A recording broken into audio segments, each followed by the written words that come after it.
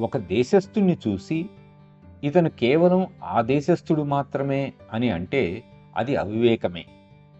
అతనిలోని ఆ దేశస్థుడు అనే తత్వాన్ని తొలగించి చూడండి. అది కేవలం కృత్రిమమైనది మాత్రమే. ఒకవేళ అదే వ్యక్తి ఇంకొక దేశంలో పుట్టి ఉంటే అప్పుడు ఆ ఫలానా దేశస్థుడు మాత్రమే అయి ఉండేవాడు.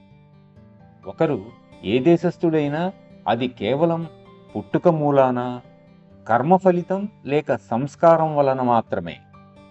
వేర్వేరు దేశాలలో ప్రతిక్షణం లక్షల మంది పిల్లలు పుడుతున్నారు.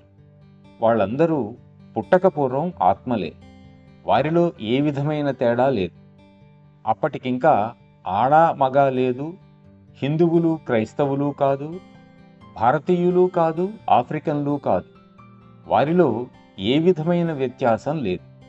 కానీ అటువంటి వ్యక్తిత్వం నుండి, అటువంటి భేదరహితమైన పవిత్ర మూలం నుండి క్రిందకు వచ్చి ఈ జాతీయతలు, ఈ నలుపు తెలుపు రంగులు, పెద్ద చిన్న భావాలు, బలవంతులు బలహీనులనే తేడాలు వారు పెంపొందించుకుంటున్నారు.